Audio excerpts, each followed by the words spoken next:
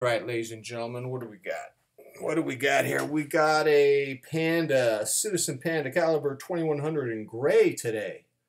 Can you have mercy on my soul, ladies and gentlemen? Uh, you know, I had made this video twice on my HD camera.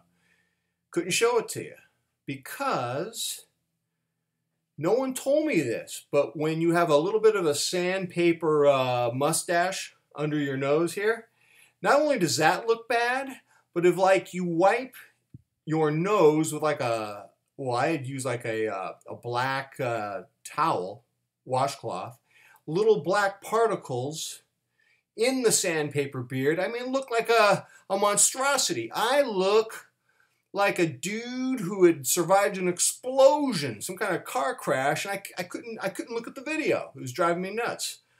So I'm redoing it in my iMac camera. It doesn't have the same detail, but I had to deal with that situation. So now that I know if I do the HD camera again, I'm going to have to do meticulous grooming right here. Meticulous grooming is going to have to be done. Had a bad couple days with my watch obsession a few days ago. I'm feeling better now. Maybe I shouldn't, but I do. I'm selling 2 watches. I'm getting 2, so I'm keeping it 9. I talked to Bruce Williams. I asked him what his ultimate number in his collection was, and he said 4. There's no way I can get to 4 right now. I'm happy in the 9 ballpark for now. I think 10 years from now I'll be down to 4, and another 5 years after that I'll be down to 2 or 3. I saw Tom Segura do his disgraceful video on Netflix, 2018 comedy presentation. He's really talented. I liked his 2016 presentation. 2018 presentation, he was wearing a watch. I liked it. I wanted to know what it was. Couldn't figure it out. It was driving me nuts. So that's going on. I've got 2 watches coming in, as I told you. One is a Citizen Japanese atomic only, so I'm going to have to manually set it, and that's going to be difficult. It's going to be difficult to manual. This one's easy. You just pull it out. But this one that I'm getting, you have to press A, pull out crown, wait for the hands to go like this, and then, I don't know, man. We'll see. We'll see. But it's such a cool tool watch. I don't see it anywhere. I couldn't resist. I'm a watch guy. I wanted to get this watch. I'm getting another watch, a 44mm automatic from Japan, blue dial, black ceramic bezel.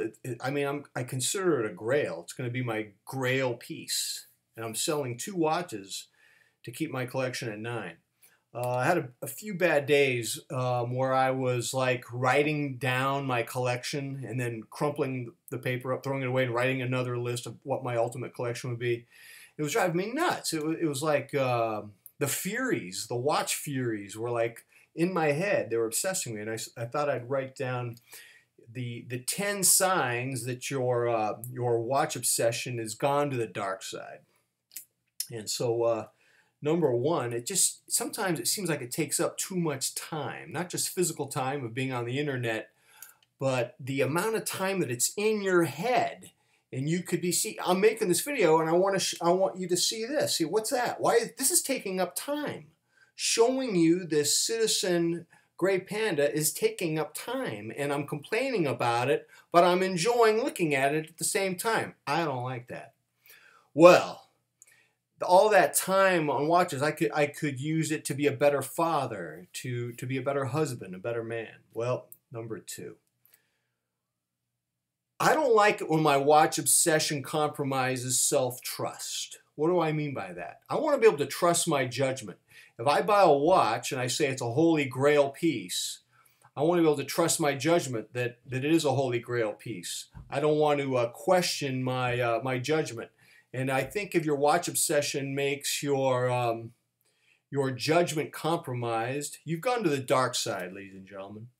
Number 3, I don't like spinning my wheels, buying the same watch over and over, rebuying, selling. The good news is I have 2 watches coming in, brand new, never had them.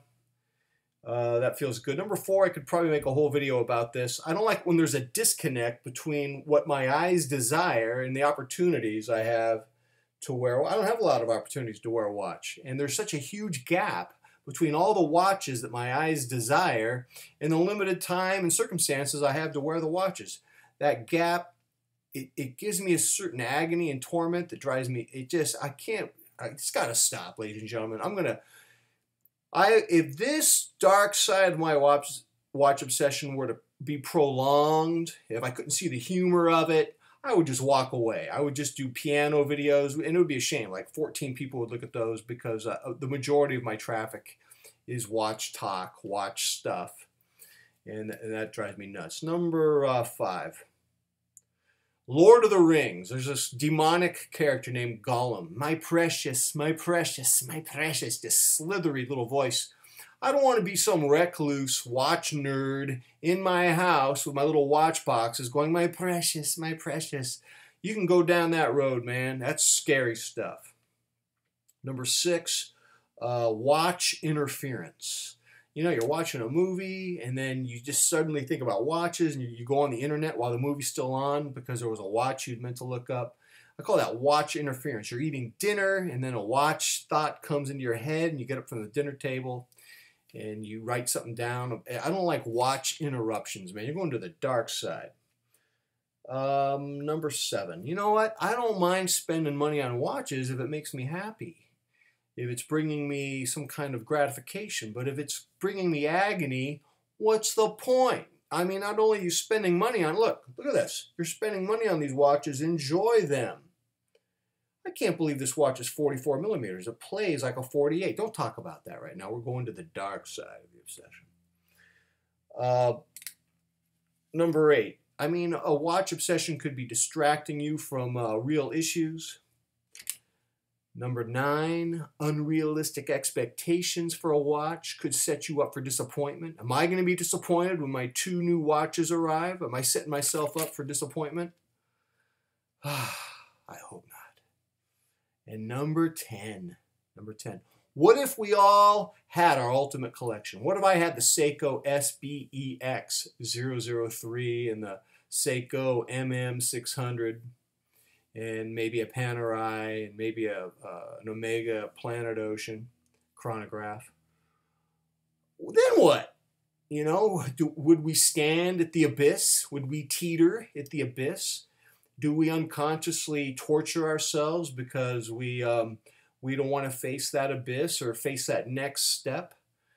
So there is a next step, ladies and gentlemen. There's always a next step. And I'll be bringing you the next step on the next video presentation. Until next time, I am out.